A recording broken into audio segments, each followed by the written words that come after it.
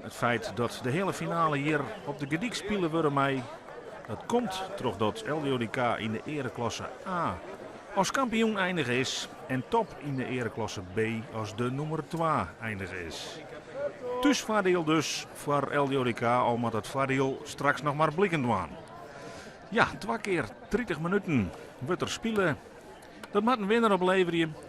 Mocht het dan nog net beslist wezen, dan volgt er een verlenging en uiteindelijk zal dan, als het nog net beslist is, met strafworpen uitmaken worden maar wat de finalist wordt. Dat kunstje flikte LJODK 2 juster uit zien PKC 2. En de helft van de selectie van LJODK is dus al finalist. Hier het eerste het beste schot van Marjolein Kroon, de international van LJODK, budget 1-0. Nog geen 10 seconden spelen, lekker begin dus voor LJODK. En wat is het antwoord van Top? Nou, een aardige schotpoging, maar de rebound valt in de handen van Diana van der Vorst. En dus kan LJODK verder bouwen. Dan moet er wel een beetje nauwkeuriger paast worden.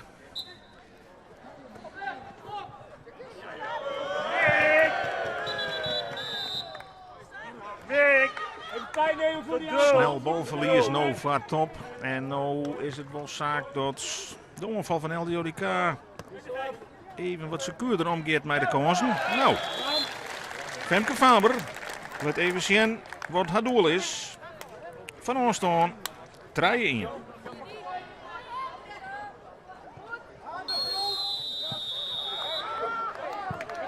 En de scheidsrechter fluit het terug. En dat betekent dat de goal goedkaart wordt. De terrorinbal van Frank Mostad. De scheidsrechter kiest ervoor om de actie almaatje te letten. Dat docht hij hier ik bij Erwin Zwart, maar die mist hem. En dus blijft het 3-2. Nog wel in het voordeel van LJODK. Oh, en hier een enorme kans voor Celeste Split die ze natuurlijk net lezen liet. Zij passeert Diana van der Vorst op de 4 meter. En het is weer vol slijn in liekwicht.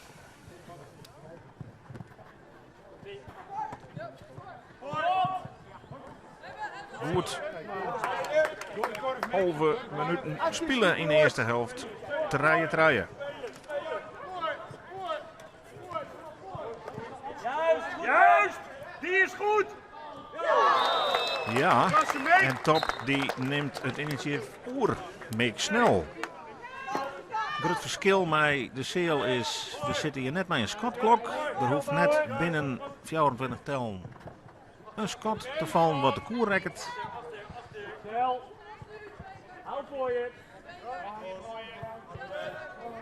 En dus kan de onval gedegen opgebouwd worden. En dat wordt Friso Bode heel bekeken, want dit is in tweede afstandstreffer al, hè. Licht contact tussen Bode en Picard. En dat levert een doelpunt op voor Nick Picard van afstand. Kort. Erwin Zwart. En die had zien treden er nog ook alweer in lezen. Songlik.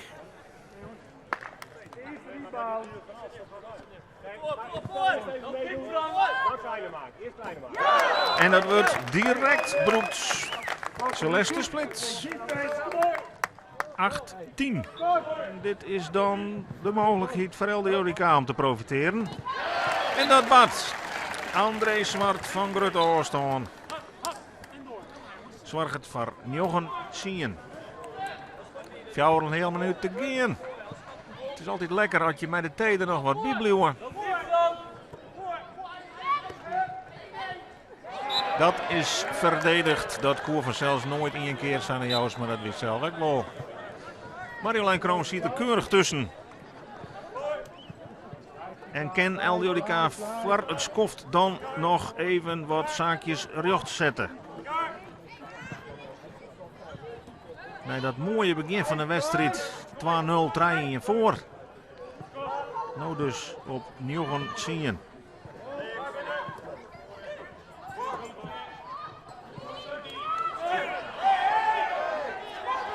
Friso Bode, dit.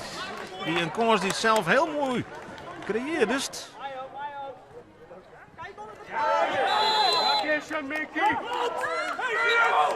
En daar jouwt er een onvallende foute scheidsrechter. Dat weer dus heel goed verdedigen van Erwin Zwart. Die laat het nog zelf weg, want die tocht krijgt dus ik dat er de straf op zien krijgen. Nou, dan zit het echt eens een keer mee. En waar weet kan LDODK profiteren? Even de rust weer waarom in de ploeg, want dit weer echt een mazzeltje. Die actie van Mick snel naar binnen. Nevens mij onreglementair afstappen waar toch Erwin Zwart. Maar Erwin Zwart kreeg de bal mee. Nou, ze zullen door de hele wedstrijd. Ze nou dan wel eens een beslissing oorsom wijzen. En nu levert het een bonusdoelpunt op van Femke Faber. 10-10. Gaan we de laatste 2 minuten in van de eerste helft. Met die stand van 10-10. Barbara Brouwer. Ja, die is toekje. Barbara Brouwer van Grutte Oostaan.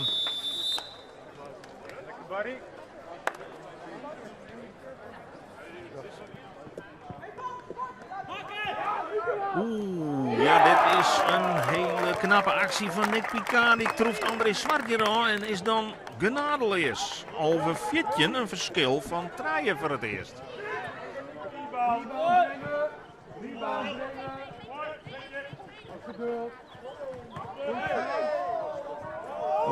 Daar weer zo'n actie. Dat ken nog steeds trouwens van Barbara Brouwer. Ja, dat is zo sterk in. Oh, sorry, Celeste Split mag ze. Het is vanzelfs net van niks. Een van de beste aanvalsters van Nederland aller tijden.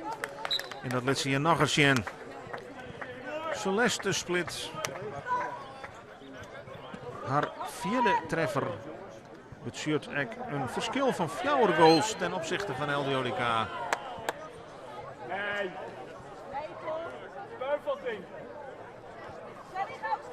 Achter. Femke Faber met haar specialiteit. De vrije bal. En daarom is het haar specialiteit. Zij had een onvoorstelbaar schotpercentage met de vrije bal. En zij houdt LDODK tenminste nog een beetje in de wedstrijd. En hoe dik is Mick snel? Nou, Satuk. Hij mist net.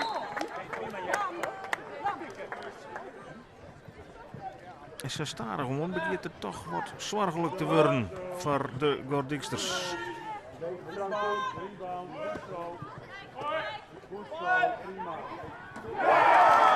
Ja, in mijn vlasprong speelt het lekker. Nick Picard van Oostaan.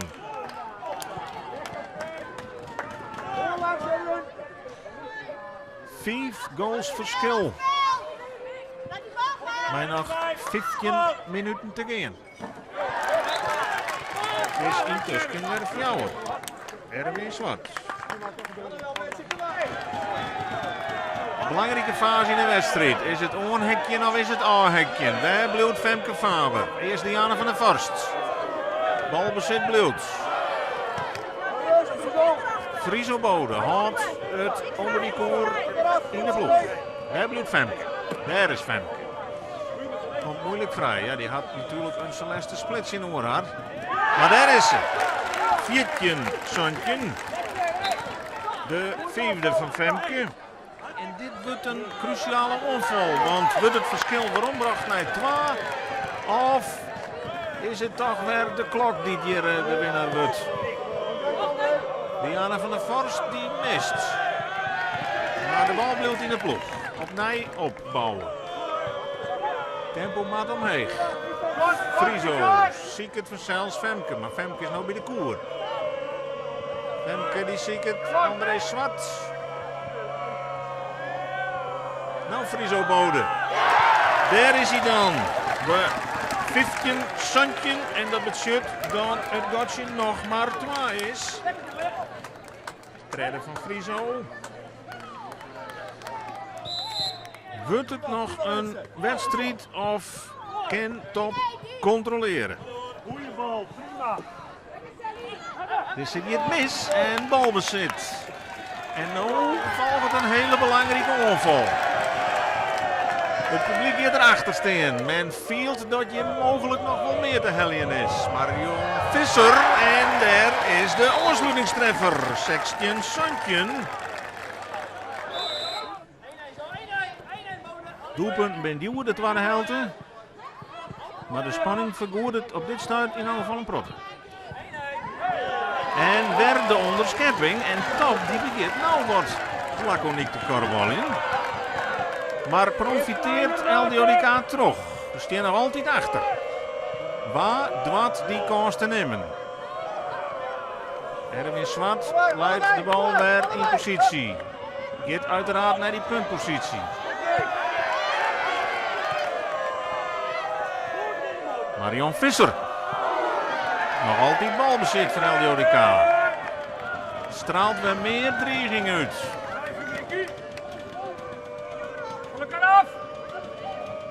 Oh. De training maken. Vrije bal. Erwin Zwart op een mooi plakje dus. En vrije bal ben altijd gevaarlijke kansen. Vooral voor Erwin Zwart. En die benut hem. En de stand is weer volslijning liekwicht. Santjen. Maar nog zo'n hele minuut te gaan. Wat zou het seizoen glans aan om die finale te hellen?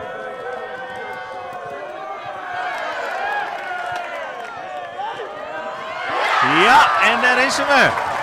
Nu is het Diana van der Vorst. Eindelijk zoekt zij haar inspanningen beleend. Zij zet LDODK voor het eerst in de tweede helft op voorsprong. 18 Santjen. Nog goed 6 minuten te gaan. En die finale in De Lier in Zuid-Holland komt weer een stukje dichterbij. Top, begint ook te wisselen. En te missen, balverlies. LDODK had nou weer de beste troeven. En hoe cool kan de ploeg van Henk-Jan Mulder blijven? Zij gaan nou de score weer aan de goede kant. Femke Faber staat in het aanvalsvak. Mij Friso Bode. André Swart. En die is nou heel belangrijk voor zijn team. De routinier, de onvierder van LDODK, doet het op een heel belangrijk moment. Namelijk 5 minuten van tijd tilt hij het verschil op 12 voorsprong. En wat krijgt deze wedstrijd dan een geweldige draai in deze tweede helft. Na die achterstand van 4 doelpunten, nou dus 12 voor. De wedstrijd staat op de kop. En LDODK liep het onderwijs naar de tweede finale uit de clubhistorie. En wat leidt het verschil dan dichtbij me kwam van Krekbol en Kreknet. Nu vallen de rebounds alle keer in de handen van de groene shirts. Wils strakjes alles misleren. En nu is het zaak om het cool uit te spelen. Nou, daar had LDODK de spelers voor. Die binnen wend om onder hege druk te presteren. Haar echte stappen maken in spannende wedstrijden ben ik vaak met 1 puntje verschil als winnaar van het veld stapt. Ja, en dat is dan op les geen tafel meer. Erwin Swart. Ja.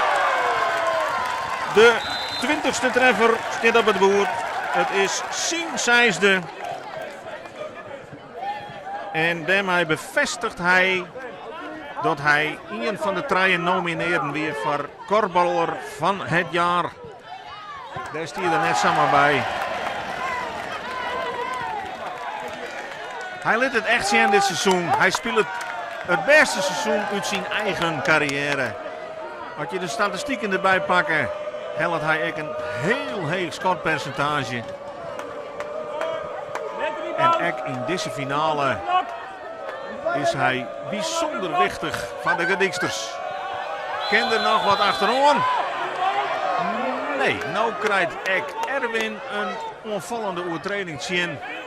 Nou goed, scheidsrechter had zien dat hij dat consequent docht. Dus ook zien Erwin. Nick Picard kan het verschil weer ombrengen naar 2. En dat docht hij. 20-18. Natuurlijk begint Top met achterverdediging. Oeh, en de balverlies. En dat is slordig, jongens. Want nou had Top nog kans om dichterbij te komen. Meek snel, pakt hij de eerste kans? Ja. 20-19. Nog maar 1 verschil. Mick snel van Grutte afstand. En nou leidt de druk in bij LDODK. We krijgen een spannende slotfase. Waar blijft het koelst in deze hele finale? Een vrije bal voor LDODK. Een prooi dus voor Femke Faber. Femke Faber. Ja, die bal die wordt er vanzelfs uithellen, want ze weten wel dat ze Femke zitten laten, dan is het eigenlijk 100% een doelpunt. En het is net meer verplicht om te zitten uit een vrije bal. De laatste minuut is ingang, de tijd staat stil, dus de scheidsrechter bepaalt hoe lang we nog teruggaan. Het verschil is 1 doelpunt, zolang we dit spelbeeld zien blijven. Dan is LDODK spekkeper. Weer een vrije bal. Nee, de tweede overtreding. En dus een strafworp. Hectiek alom. En dus hervatten we de strijd na een kwarte time-out. Met de strafworp voor Friso Bode. Kan hij het finale plak definitief binnenheljen? Friso Bode. Dat kan hij. 21-19. En nou doe ik toch wel haast te stellen dat de buit binnen is. Want ik al zou er nou nog scoort worden. Nee hè, het is gebeurd. Het moest achter de helft waren wij komen. De tweede helft moesten ze diep trots stof. 4 goals aan ze achterstaan. Maar LDODK redt het op. Ze verslagen het Top met 21-19. En binnen dus finalist. En dan krijgen we Takkenbieke een hele mooie finale. Op papier in elk geval. Want in die finale treffen we DOS 46 uit Nijenveen. De 2 noordelijkste ploegen dus op het hoogste niveau. En die gaan naar haast het zuidelijkste puntje van Nederland. Naar de Lier. Aan de Zeeuwse grens in Zuid-Holland. Daar wordt om 6 uur het wereldkampioenschap van Nederland spelen. Maar wat een ontlading. En wat zul hier in het midden Femke Faber blied wezen. Haar dream kan nog altijd uitkomen. Zij wil zo graag afscheid nemen bij haar clubje. Met een echte Nederlandse titel. En dat kan nog. Maar ik zei er voorbij, DOS 41 is dit seizoen onnota een angstgegner voor LDODK. Op het veld wat 2 keer licht spelen. Santje en 21. En in de zaal was een keer Verlen en een keer Krekboom. Dus 2 ploegen die bijzonder ongewoon winnen. Met een soort onderlinge strijd in zit. Maar goed, dat is de Takkenbiekebol. Joert ben de feestdruwen voor Top heel zoer en voor LDODK zeer smakelijk. LDODK redt het voor de 2e keer in haar bestaan op om finalist te worden in de strijd om de Nederlandse veeltitel. En dat had ze helemaal zelf afgedwongen dit seizoen. Een superseizoen. Zowel in de zaal als op het veld nemen de prestaties neer beter als dit seizoen. Dus met het tijd om te oosten. Want wat trekt, dat is die titel.